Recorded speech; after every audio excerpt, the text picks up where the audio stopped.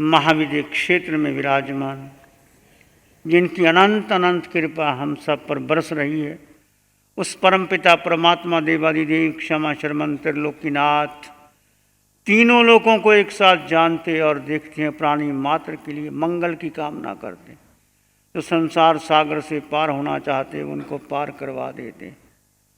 ऐसे प्रभु की अनंत करुणा, अनंत मैत्री, अनंत ज्ञान, अनंत शक्ति, अनंत साधना को अनंत अनंत अनंत नमन। शासनपति भगवान महावीर, जिनका धर्म शासन, धर्म संग, धर्म तीर्थ में हम सब धर्म का अमृत पान कर रहे हैं, उस प्रभु के अनंत ज्ञान को, दर्शन को, उनकी साधना को, उनके अभिग्रह को, उनकी आत्म बल को, उनके प्रबल पुरुषार्थ को, कैसे प्रभु ने केवल ज्ञान प्राप्त किया, कितनी कठोर से कठोर साधना की, आत्म बल पर की, उस प्रभु को अनंत अनंत नमन, प्रार्थना, कृतज्ञता के भाव। महाप्रभु संवत्सरी की आराधना आप सब ने, हमने की, सब ने यथाशक्ति तप किया, श्रुत का वांचन सुना, प्रतिक्रमण किया, आलोचना की, दानशील तप भावना की आराधना की। इससे आपको कैसा लगता है? महापर्व संवत्सरी की आराधना करने के बाद, क्षमापना करने के बाद, प्रतिक्रमण करने के बाद, यथाशक्ति दान देने के बाद आपको कैसा लग रहा है? सबको हल्का लग रहा है? किसको भारी लग रहा है? सारे हल्के हो गए, सब हल्के हो गए, कोई भारी नहीं है।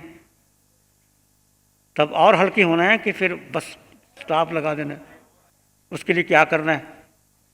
एक अलौकिक पर्व मनाने पर हमारा कैसे भीतर की कारमान शरीर हल्का हुआ। आप हल्के क्यों हो गए? कारमान शरीर हल्का हुआ जब आत्मा पर मोहनीय कर्म लगा था, उसको आपने अलग किया, शरीर और आत्मा का भेद किया, आत्मा में स्थिर रहने का पुरुषार्थ किया, आत्म ध्यान घटाया, दूर किया, धर्म से शुक्ल ध्यान की ओर आए, अपनी आत्मा के निज गुणों में प्रवेश करने का पुरुषार्थ किया, तभी आप हल्के हो। और इतना काफ़ी नहीं है, इसको रोज रोज घर में इसको प्रैक्टिस करना है। जितना समय मिल जाए, जब भी खाली मिल जाए, कुछ करना नहीं। इतना सरल, शुद्ध, पवित्र, वीतराग धर्म, कुछ नहीं करना। पढ़ना नहीं, लिखना नहीं, याद करना नहीं, किसी के पास जाना नहीं, किसी को बताना नहीं, किसी से पूछना नहीं, किसी से कोई संबंध नहीं। इतना सीधा। मंदिर मस्जिद जाने की जरूरत नहीं, थोकड़े रटने की जरूरत नहीं, मंत्र पढ़ने की जरूरत नहीं, कुछ नहीं करना। फिर क्या करना? आत्मा किसके पास है? खरीद के लाओगे आत्मा को? कोई चीज खरीदी जा सकती है? आत्मा आपके साथ अलग हो ही नहीं सकती, साथी है, रहेगी। इसको अंग संग बना लो। जिस शरीर को इतना महत्व दिया, जन्मों जन्मों में महत्व दिया, इस शरीर को बहुत, इस शरीर ने हमें रुलाया है। 18 पाप स्थानक जानते हो? सबसे बड़ा पाप स्थानक कौन सा है? बड़े समझदार हो। क्या होता है मिथ्या दर्शन शल्य? क्या होता है मिथ्या दर्शन शल्य? आप जानते हो ये मिथ्या दर्शन शल्य सबसे बड़ा पाप है। क्या है मिथ्या दर्शन शल्य? क्या समझे हैं आप इसको, और क्या उपाय किया इसको दूर करने के लिए? मैंने कह दिया, आपने सुन लिया, मोहनीय कर्म बड़ा बलवान है। तुमने भी कह दिया मोहनीय कर्म बड़ा बलवान है, पर मैंने और आपने उपाय क्या किया भाई? शब्द मिथ्या दर्शन। शल्य, शल्य क्या होता है? कांटा। एक बार कांटा चुभ जाए, छोटा सा कांटा पैर के अंगूठे पे चुभ जाए तो दर्द कहाँ होता है? पूरे शरीर में होता है। आप खाना खाते हो, दांत पर जरा सा कुछ टुकड़ा लग जाए तो जिब्बा बार बार वहाँ जाती है। जब तक वो छोटा सा कचरा निकलता नहीं, बार बार जिब्बा जाती है, दांत वहाँ जाते हैं, कांटा चुभ जाते, बहनें भोजन बनाती, सब कुछ करती है, पर ध्यान कहाँ जाता है? अभी तक कांटा निकला नहीं। और शल्य, वो कांटा जो जन्मों जन्मों से हमारे साथ में है। और क्या उपाय किया उसको निकालने का? क्या उपाय किया मिथ्या दर्शन शल्य को निकालने का? मैंने पढ़ लिया, तुमने पढ़ लिया, रट लिया, बोल दिया, लिख दिया। विचार करो, चिंतन करो, अपने आप को जगचोरो। भगवान ने कैसे कर्म तोड़े? 3 ज्ञान गर्भ में थे, दीक्षा लेने पर चौथा ज्ञान हो गया, फिर भी 12.5 वर्ष तक लगे। देह का मोह टूट गया था भगवान को। हमारा देह का मोह कितना जबरदस्त है। 24 घंटे हम कर क्या रहे हैं सोचो। उठते हैं, बैठते हैं, चलते हैं, सोते हैं, खाते हैं, पीते हैं, विश्राम करते हैं, कपड़ा पहनते हैं, घूमते हैं, विदेशों में जाते हैं, जो कुछ भी करते हो किसके लिए कर रहे हो? शरीर के लिए कर रहे हो। तो तुम शरीर हो? तुम कौन हो? तो क्यों कर रहे हो फिर? क्यों कर रहे हो मैं पूछता हूं। मेरा कहने का मतलब ये नहीं कि भोजन ना दो, कभी विश्राम ना करो, करो, पर कैसे करना?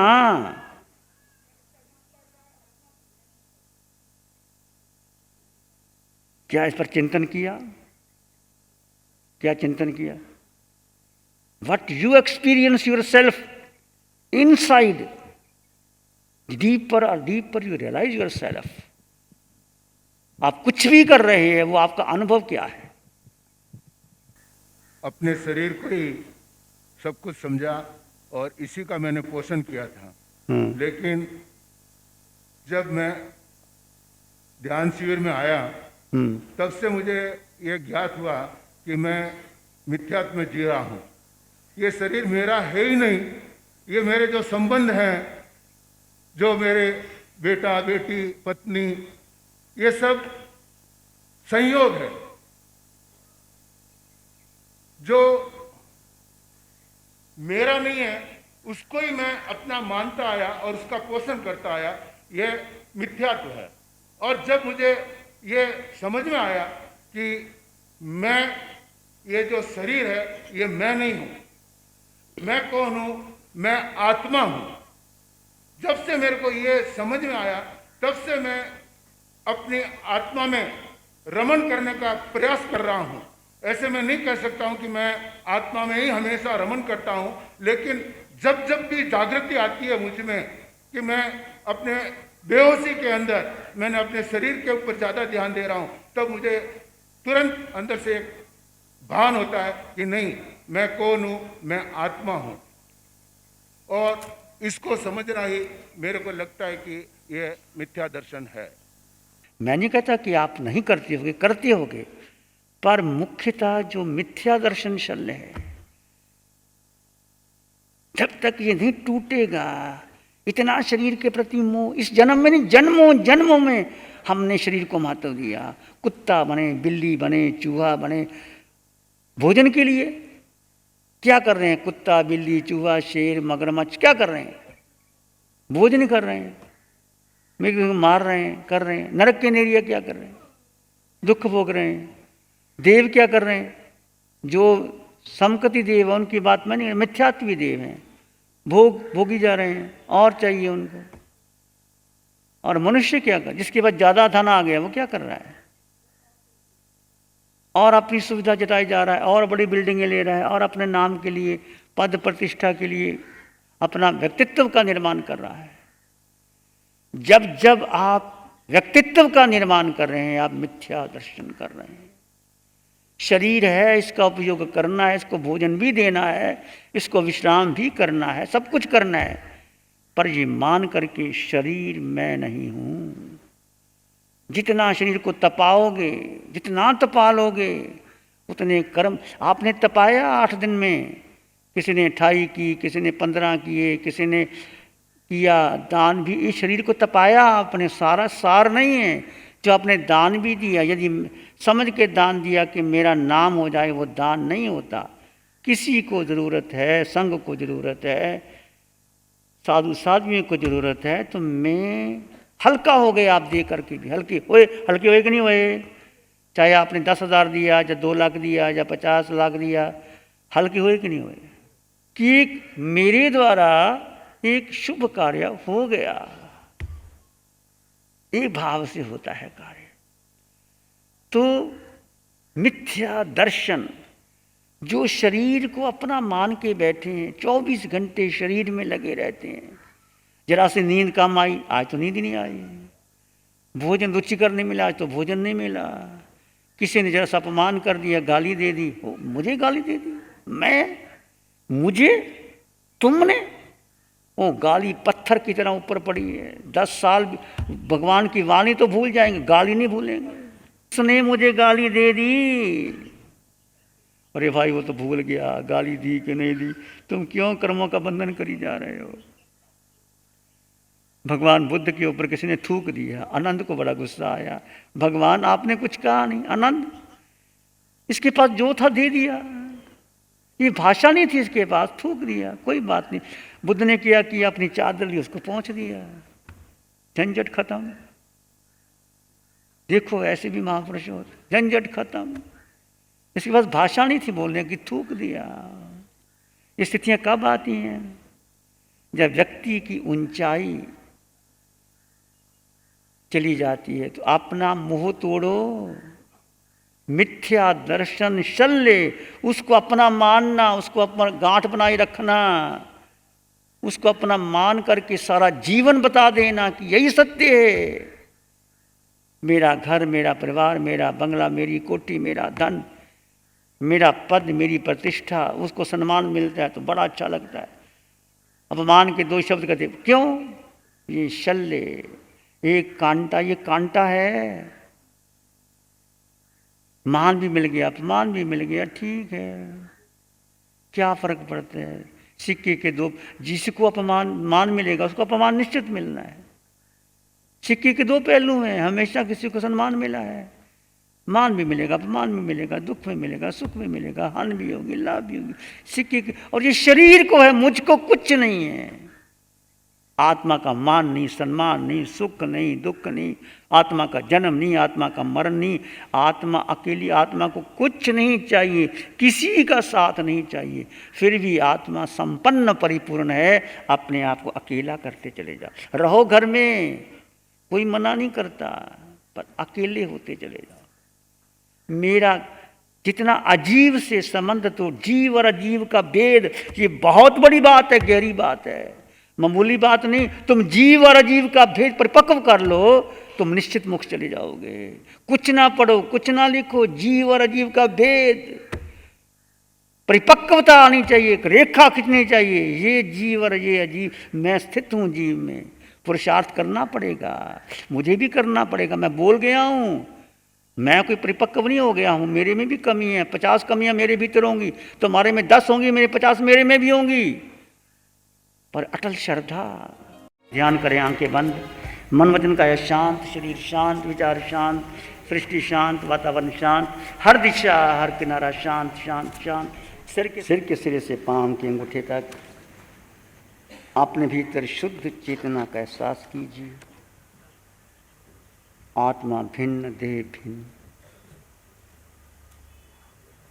देह में आत्मा है, पर आत्मा देह नहीं है।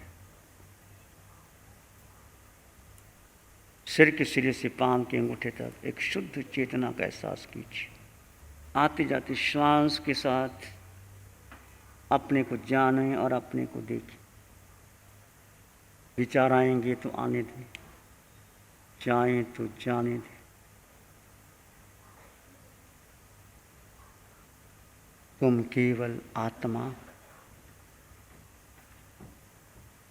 निराकार आत्मा, ज्ञान दर्शन से युक्त आत्मा, स्वयं में संपन्न परिपूर्ण आत्मा।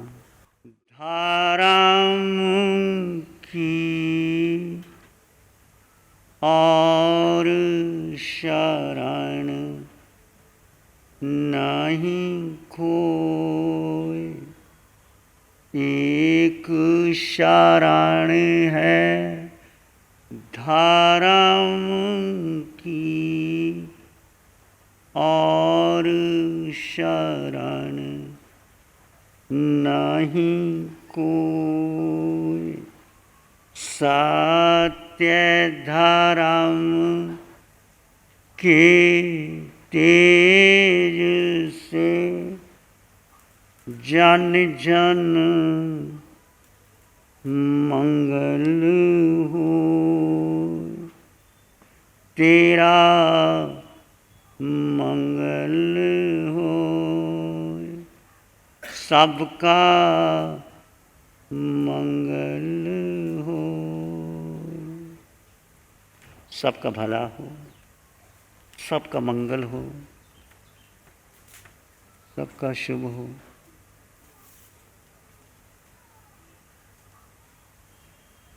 सिर के सिरे से पांव के अंगूठे तक अपने भीतर शुद्ध चेतना का एहसास कीजिए।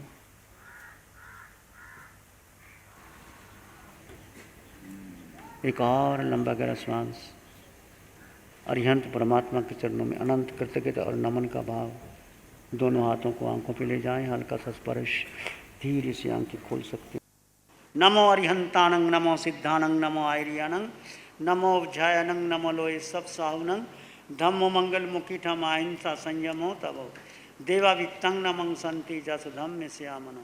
श्री चत्तारी मंगलम, अरहंता मंगलम, सिद्धा मंगलम, साहु मंगलम, केवली पनतो धम्मो मंगलम। चत्तारी लोग उत्तम, अरहंता लोग उत्तम, सिद्धा लोग उत्तम, साहु लोग उत्तम, केवली पनतो धम्मो लोग उत्तम। चत्तारी शरणं पवज्जामि, अरहंते शरणं पवज्जामि, सिद्धे शरणं पवज्जामि, साहु शरणं पवज्जामि, केवली पनतं धम्मं शरणं पवज्जामि। चारे शरण दुख हरण